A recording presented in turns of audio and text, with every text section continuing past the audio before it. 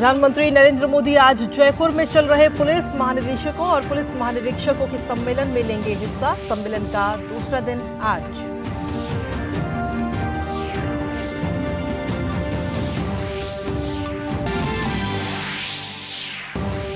भाजपा अध्यक्ष जेपी नड्डा आज हरियाणा के पंचकुला में करेंगे रोड शो। पार्टी कार्यकर्ताओं के साथ लोकसभा चुनाव की रणनीति पर करेंगे चर्चा।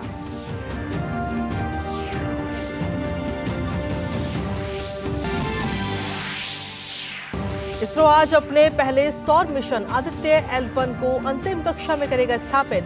लैंग्वेज 1 बिंदु पर हेलो ऑर्बिट कक्षा से करेगा सूर्य का अध्ययन।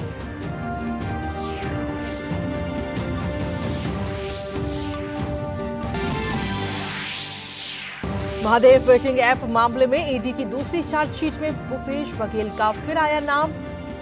आरोपी ने बघेल को पैसे देने की बात कही। एसआईटी ने मामले में मुंबई से की पहली गिरफ्तारी।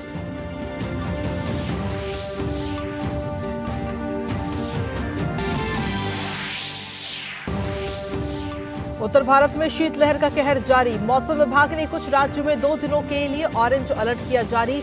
घने कोहरे का भी अलर्ट।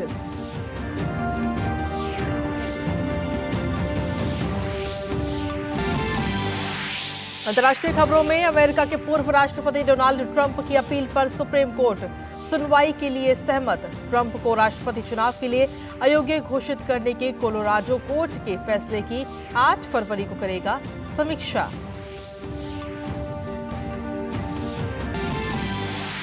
और खेल की खबरों में महिला क्रिकेट में भारत ने पहले T20 मैच में ऑस्ट्रेलिया पर दर्ज की शानदार जीत। 9 विकेट से हराया। 3 मैचों की सीरीज में ली 1-0 की बढ़त।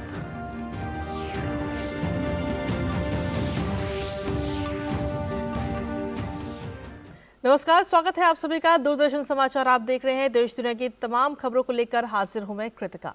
प्रधानमंत्री नरेंद्र मोदी आज जयपुर में चल रहे पुलिस महानिदेशकों महानिरीक्षकों के अखिल भारतीय सम्मेलन 2023 में भाग लेंगे।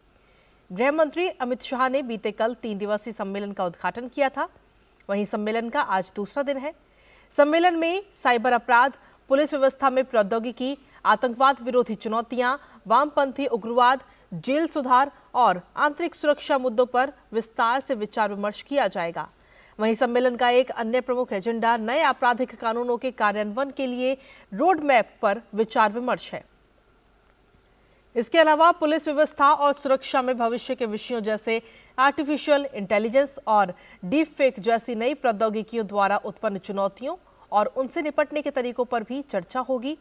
वहीं सम्मेलन ठोस कार्यबिंदुओं की पहचान करने और उनकी प्रगति की निगरानी करने का अवसर भी प्रदान करता है, जिसे हर वर्ष प्रधानमंत्री के समक्ष प्रस्तुत किया जाता है।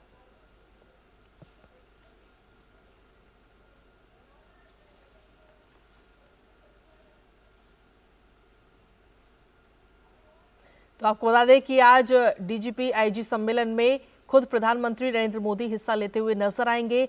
3 दिनों का ये सम्मेलन है जो कि हर साल आयोजित होता है।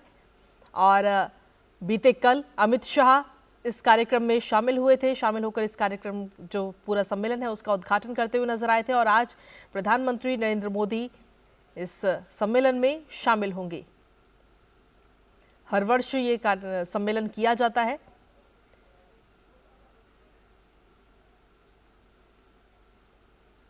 तो आपको बता दें कि इसमें कई सारी जो चुनौतियां हैं उनको लेकर चर्चा की जाएगी, विचार विमर्श किया जाएगा। साथ ही जो आगे आने वाले समय में डीप फेक और आर्टिफिशियल इंटेलिजेंस जैसे जो मुद्दे हैं जो कहीं ना कहीं एक बड़ी चुनौती बनकर उभर रहे हैं पूरे विश्व में, उसको लेकर भी इस सम्मेलन में चर्चा की जाएगी और प्रधानमंत्री नरेंद्र मोदी के समक्ष पूरी प्रस्तुति होगी।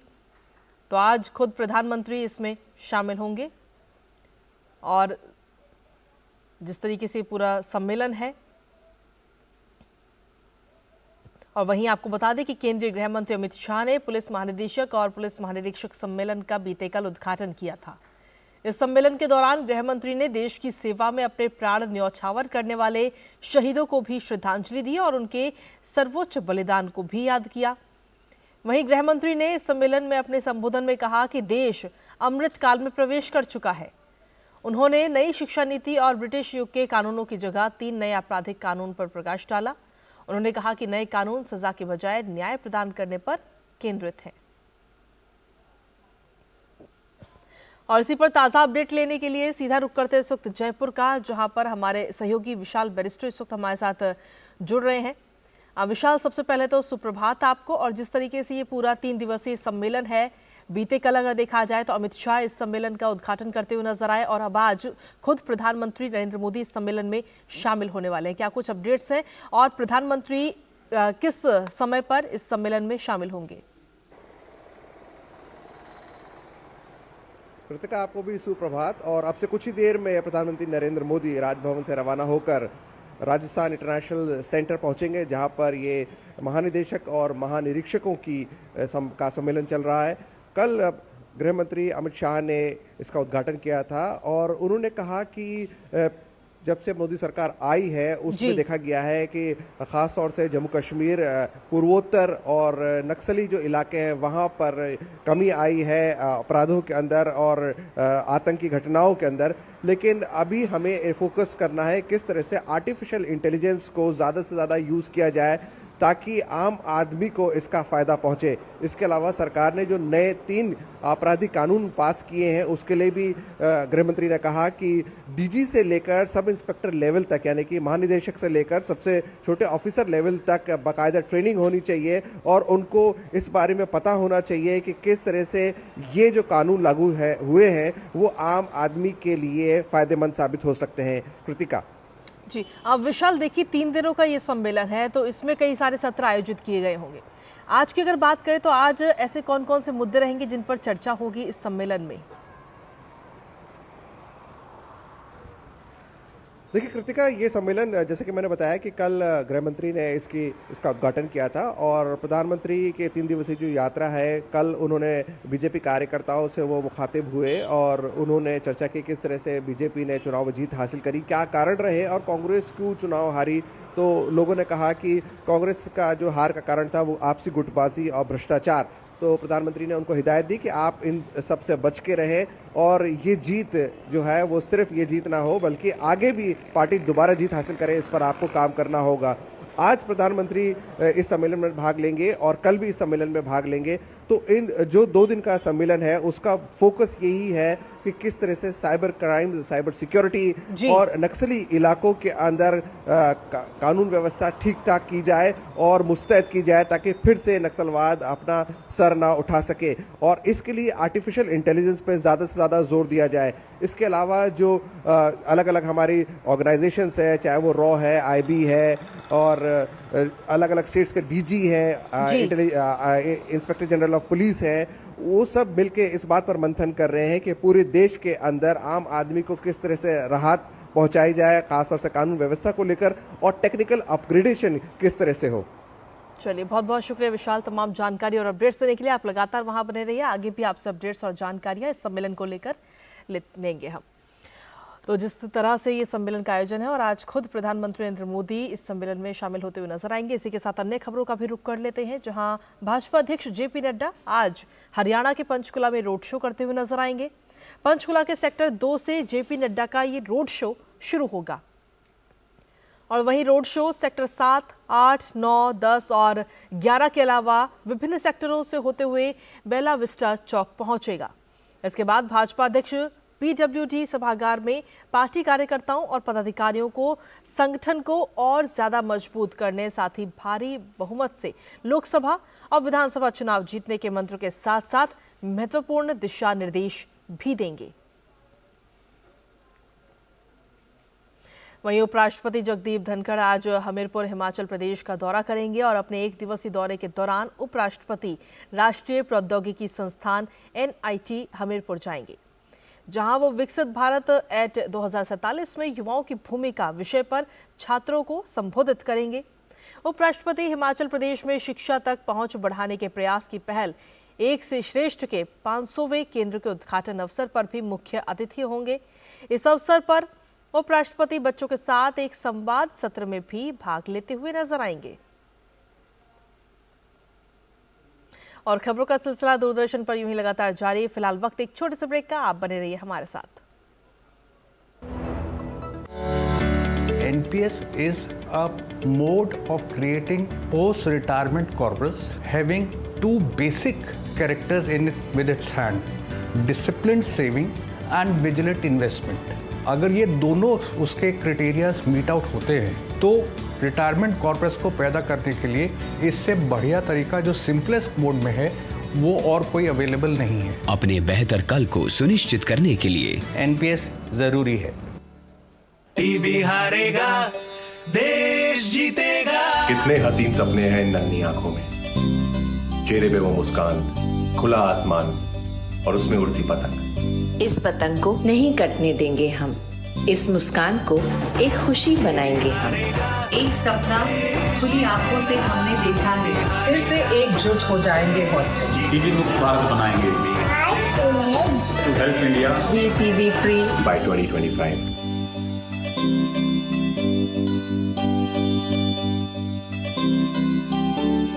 टीबी हारेगा, देश जीतेगा। हेलो बेटा। पापा कब आओगे? मिस्टर विकास के साथ कौन है? बस बेटा थोड़ी देर और। वो मिस्टर विकास की फाइल आप पॉलिसी बाजार। मैम आपका हेल्थ इंश्योरेंस क्लेम अप्रूव हो गया है, अब आप सर को घर ले जा सकती हैं। क्लेम के टाइम पे हमेशा आपकी हेल्प को तैयार। पॉलिसी बाजार, 1 करोड़ का हेल्थ इंश्योरेंस सिर्फ 390 रुपए महीने से शुरू। और ब्रेक के बाद एक बार फिर से स्वागत है आप सभी का। खबरों में बढ़ते हैं आगे, जहां सूर्य का अध्ययन करने वाला भारत के पहले मिशन आदित्य L1 को आज अंतिम कक्षा में स्थापित किया जाएगा। इसके साथ ही भारत सूर्य की गतिविधियों का अध्ययन करने के इच्छुक शीर्ष देशों में भी शामिल हो जाएगा। आदित्य L1 लैंग्वेज 1 बिंदु पर हेलो ऑर्बिट कक्षा से सूर्य का अध्ययन करेगा। लैंग्वेज बिंदु L1 बिंदु पृथ्वी से लगभग 1.5 मिलियन किलोमीटर दूर है और आदित्य ने 2 सितंबर से ये दूरी तय की है और लगातार सूर्य का अध्ययन करने के मिशन के लिए इस प्रभामंडल कक्षा में तैनात किया जाएगा।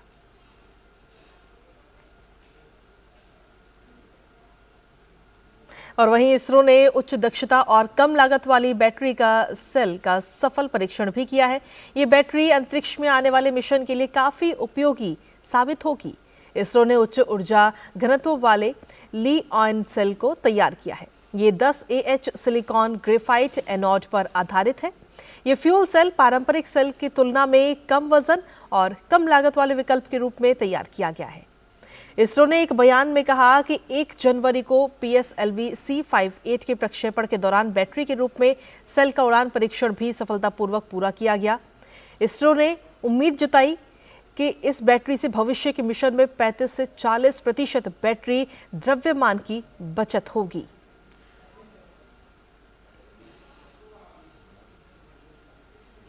और बुलेटिन में आगे बढ़ते हुए बात पश्चिम बंगाल की करते हैं, जहां उत्तर 24 परगना में प्रवर्तन निदेशालय यानी कि ईडी की बड़ी कार्रवाई की गई है।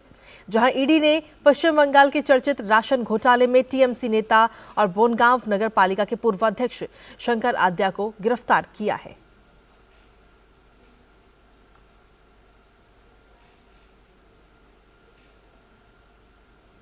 महादेव बेटिंग ऐप मामले में ईडी की चार्जशीट में भी बड़ा खुलासा हुआ। चार्जशीट में छत्तीसगढ़ के पूर्व मुख्यमंत्री भूपेश बघेल का नाम शामिल है और इस चार्जशीट में नाम आने के बाद अब भूपेश बघेल की मुश्किलें बढ़ सकती हैं। ईडी ने इस मामले में 5 आरोपियों के खिलाफ चार्जशीट दायर की है और इस चार्जशीट में शुभम सोनी, अमित कुमार अग्रवाल, रोहिल गुलाटी, भीम सिंह और असीम दास का नाम शामिल है।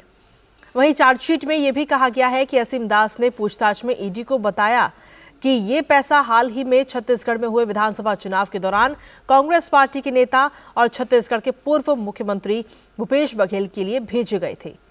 असीम दास ने पूछताछ में ईडी को बताया कि महादेव बेटिंग ऐप के प्रमोटर्स की तरफ से भूपेश बघेल को कुल 508 करोड़ रुपए दिए गए थे। इस मामले में पहली गिरफ्तारी भी की गई है। मुंबई पुलिस ने दीक्षित कोठारी को मुंबई से गिरफ्तार किया है। पिछला 5 साल कांग्रेस का कार्यकाल पूरे घोटालों का रहा है। एक एक करके सभी घोटालों पर जांच बैठाएंगे और जो भी दोषी होंगे उनके ऊपर सख्त से सख्त कार्रवाई होगी। और इसी पर ताज़ा अपडेट लेने के लिए सीधा रुख करते हैं रायपुर का, जहां हमारे सहयोगी सोमेश पटेल इस वक्त मौजूद हैं। सोमेश, सबसे पहले तो सुप्रभात आपको। और जिस तरीके से ये पूरा बेटिंग ऐप का मामला जब सामने आया तो इसमें लगातार कई सारे सवाल उठ रहे थे कि आखिर कौन कौन से ऐसे व्यक्ति हैं जो इसमें शामिल हैं। और अब सबसे बड़ा नाम निकलकर सामने आया है पूर्व मुख्यमंत्री भूपेश बघेल का। और नाम आने के बाद में अब कहीं ना कहीं आगे आने वाले समय में उनकी मुश्किलें बढ़ती हुई नजर आ सकती हैं। ये कृतिका, आपको मैं जरूर बताना चाहूंगा, छत्तीसगढ़ के विधानसभा चुनाव में महादेव ऐप ऑनलाइन सट्टा एक सबसे बड़ा मामला था। जिस तरह से सट्टे की शुरुआत 2019 में होती है, दुर्ग से सौरभ चंद्राकर दुर्ग का रहने वाला है, उसके फादर पंप ऑपरेटर में काम करते हैं। इसके बाद वह दुबई चला जाता है। करीबन 2019, 20, 21, 22 में दुबई में वो भारी मात्रा में ऑनलाइन सट्टे का जो एप्स बनाकर लोगों के बीच में बांटता है, और जिस तरह से 2022 में और शादी के समय में सुर्खियों में आता है। उसके बाद छत्तीसगढ़ के तमाम वरिष्ठ नेता हों, चाहे नेता हों और चाहे फिल्म एक्टर, से तमाम लोगों को वहां पर इनवाइट करता है, शादी बुलाता है। आज जिस तरह से ईडी ने छत्तीसगढ़ के जो पूर्व मुख्यमंत्री हैं भूपेश बघेल का नाम चार्जशीट में आ गया है, जिस तरह से ईडी ने चार्जशीट में नाम दर्ज किया, असीम दास, रवि उप्पल, तमाम ऐसे लोगों का नाम इस चार्जशीट में दर्ज किया है कि जिस तरह से शुभम सोनी कुछ समय पहले 508 करोड़ रुपए जो छत्तीसगढ़ के पूर्व मुख्यमंत्री हैं भूपेश बघेल, उनके नाम का जिक्र किया था। इसके बाद यह मामला सुर्खियों में आया था। छत्तीसगढ़ में जिस तरह से ईडी ने ताबड़तोड़ छापेमार की कार्रवाई की है, अगर मैं मुंबई की बात करूं तो अलग अलग क्षेत्रों में भी ईडी ने इस मामले पे लगातार कार्रवाई की है। आज इस तरह से ईडी ने चार्जशीट में लिया है तो छत्तीसगढ़ के जो पूर्व मुख्यमंत्री हैं भूपेश बघेल की मुश्किलें बढ़ सकती हैं। इस ऑनलाइन मामले में कई तमाम पुलिस विभाग के वरिष्ठ अधिकारी, नेता, तमाम लोगों का नाम शामिल है। जिस तरह से जो छत्तीसगढ़ के मुख्यमंत्री है विष्णुदेव साय ने बताया है कि कांग्रेस ने केवल 5 सालों में केवल भ्रष्टाचार, करप्शन किया है। तो जिस तरह से करप्शन की बात आ रही है तो जो वर्तमान मुख्यमंत्री, इन्होंने भी कहा है कि जो भी इसमें दोषी होगा उनके खिलाफ में कठोर से कठोर कार्रवाई होगी। बिल्कुल, चलिए बहुत बहुत शुक्रिया सुमेश तमाम जानकारी और अपडेट्स देने के लिए। और अब देखना होगा कि इस पूरे मामले में ईडी जब जांच करेगी तो और कौन कौन से नए नाम निकलकर इसमें सामने आते हैं। और खबरों का सिलसिला लगातार जारी है। फिलहाल बुलेटिन में वक्त एक छोटे से ब्रेक का। आप बने रहिए हमारे साथ और देखते रहिए डीडी न्यूज। रिटायरमेंट पे कोई सोचता ही नहीं है, सोचता कभी 50 की उम्र में आकर। और एक ऐसा तबका जो रिटायरमेंट के बारे में आज भी बिल्कुल नहीं सोचता, वो है औरतें। औरतें कमा के भी वनरेबल हैं, पैसा कमाती हैं, घर पे दे देती हैं और एक एक रुपए को मांगती हैं। सो एनपीएस एक इक्वालिटी ला रहा है कि भाई चाहे वो आदमी है, चाहे वो औरत है, चाहे वो ट्रांसजेंडर है, चाहे वो अदर जेंडर है, हम सब एक बराबर प्लेटफॉर्म पे हैं। अपने बेहतर कल को सुनिश्चित करने के लिए एनपीएस जरूरी है। दीदी नौकरी लग गई। अरे वाह, बधाई हो। तो अब तो ढेर सारी शॉपिंग। हाँ दी, नया मोबाइल। अरे रुको शहजादे, सैलरी से पहले खर्चे। इंस्टेंट लोन भी तो मिलता है। पहले बजट बनाना सीखो, फिर खर्च करो। पर दी, देखो, कमाई का एक हिस्सा हमेशा बचाना चाहिए, लेकिन पार्टी देने से नहीं बचोगे तुम। हाँ दी, पार्टी मेरी, बजट तुम्हारा। अच्छा। आरबीआई कहता है सही वित्तीय बर्ताव करे आपका बचाव। दादी, आज भी आपकी चाय की दुकान बंद थी? 1 महीने से बीमार हूँ, काम बंद और इलाज का खर्चा अलग। आयुष्मान कार्ड नहीं बनवाया? नाम सुना है, कहाँ बनवाना है, कैसे बनवाना है, इस उम्र में भाग दौड़। कार्ड अभी बन जाएगा। आयुष्मान ऐप पर जाकर अपना या परिवार के सदस्य का नाम लाभार्थी सूची में ढूंढें, आधार, ओटीपी या फेस ऑथ द्वारा ऑथेंटिकेट करें, डिटेल्स भरें। अब मोबाइल से फोटो खींचकर अपलोड करें। बन गया। अब ठीक होकर अपने हाथ की चाय पिला दो। और एक प्रकार से पीएम जय अब गरीबों की जय बन गई है। 5 लाख तक के मुफ्त उपचार की गारंटी, स्वास्थ्य का वरदान आयुष्मान। मोदी सरकार की गारंटी, हर घर पहुंचेगा नल से जल। अब तक 13.5 करोड़ से अधिक नल कनेक्शन। हमारा संकल्प विकसित भारत।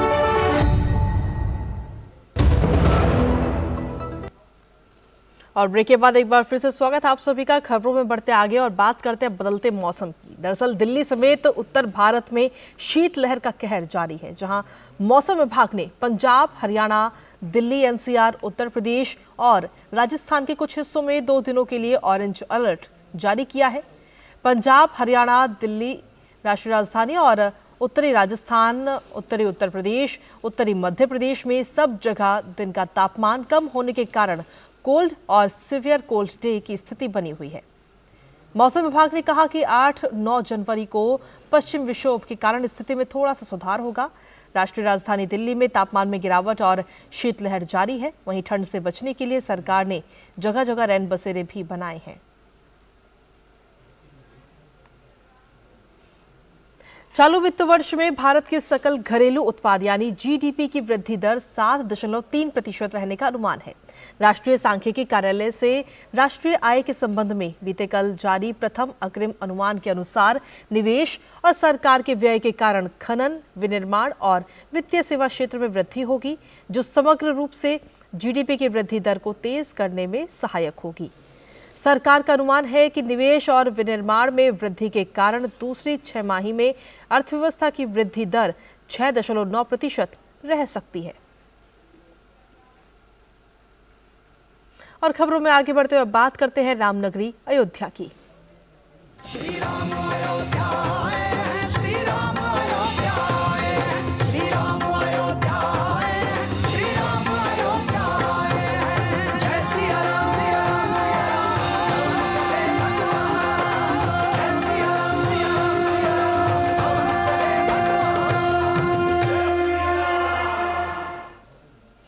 अयोध्या राम मंदिर में प्राण प्रतिष्ठा की तारीख जैसे जैसे नजदीक आती जा रही है, बाजारों में भगवान श्री राम से जुड़ी चीजों की भी डिमांड बढ़ रही है।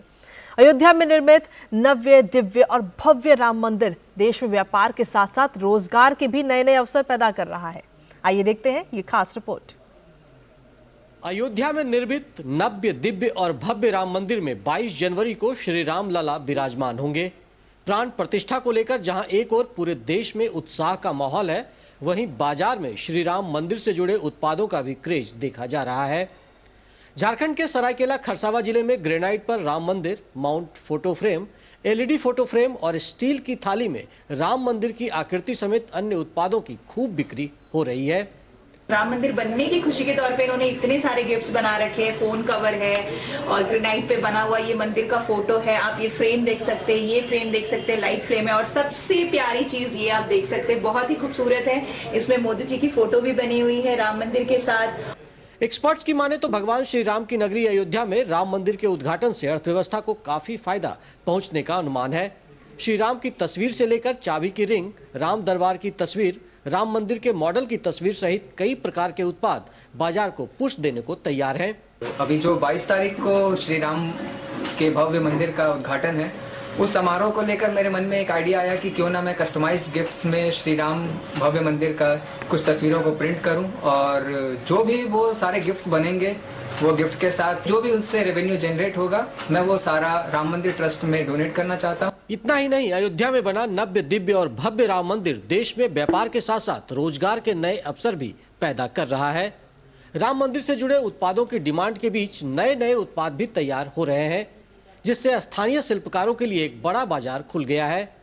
महिलाओं को भी इससे अपनी रचनात्मकता को प्रदर्शित करने का मौका मिल रहा है। राम मंदिर के उद्घाटन के लिए ये सारे प्रोडक्ट्स बना रहे हैं, कवर बना रहे हैं, ग्रेनाइट है और कीरिंग्स है और फ्रेम्स है, प्लेट में प्रिंट कर रहे हैं। प्रधानमंत्री नरेंद्र मोदी के प्रयासों से देश में विकास और विरासत का एक अनूठा सामंजस्य दिख रहा है, जिससे अर्थव्यवस्था को तो संबल मिल ही रहा है, इससे विश्वकर्मा समाज के लोगों के लिए भी नए अवसर पैदा हो रहे हैं। सरायकेला से अनूप मिश्रा के साथ मैं दिवाकर कुमार। और बुलेटिन में आगे बढ़ते हुए बात करते हैं विकसित भारत संकल्प यात्रा की।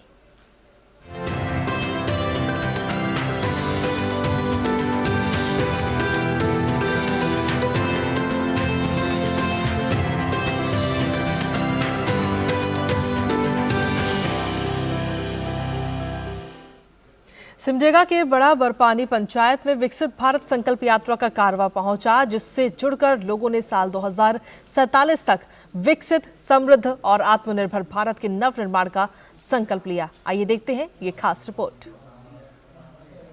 झारखंड में विकसित भारत संकल्प यात्रा जनमानस को जहां केंद्र प्रायोजित योजनाओं से रूबरू करा रही है, वहीं यह यात्रा विकास में सहभागी बनने के लिए लोगों को प्रेरित भी कर रही है। सिमडेगा के बड़ा बड़पानी पंचायत में इस सिलसिले में आयोजित कार्यक्रम के दौरान लाभार्थियों के विचारों ने बदलते और संवरते भारत की तस्वीर पेश की।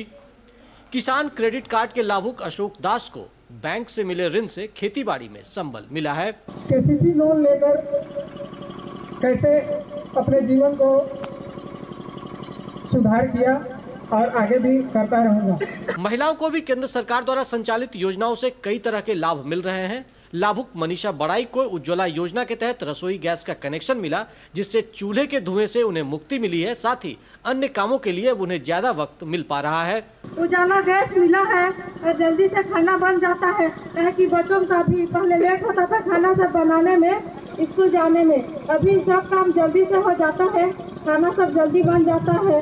प्रधानमंत्री आवास योजना की लाभुक स्टेला सोरेंग ने बताया कि वो पहले कच्चे मकान में बहुत परेशानी से रहती थी। हालत बहुत खराब थी और बरसात के दिन में पानी चूता था और हर साल हमको मरम्मत करना पड़ता था। जब से प्रधानमंत्री आवास मिला उस समय हम लोग अच्छा से रह रहे हैं। मनरेगा के तहत आम बागवानी योजना का लाभ मिलने से अनमोल विकास बाड़ा भी आर्थिक रूप से सशक्त और आत्मनिर्भर बनने की ओर अग्रसर है। मनरेगा के तहत एक आम बागवानी मिला था, तीसरा साल में थोड़ा मुनाफा हुआ। विकसित भारत संकल्प यात्रा के तहत सिमडेगा के बड़ा बड़पानी पंचायत में विविध कार्यक्रमों का आयोजन हुआ। इस क्रम में उपस्थित लोगों ने साल 2047 तक भारत को आत्मनिर्भर और विकसित राष्ट्र बनाने का संकल्प भी लिया। सिमडेगा से मनोज कुमार के साथ मैं दिवाकर कुमार। और इसी के साथ फिलहाल मेरे साथ इस बुलेटिन में इतना ही। जाते जाते आपको दिखाते हैं देश के महानगरों का न्यूनतम और अधिकतम तापमान। नमस्कार।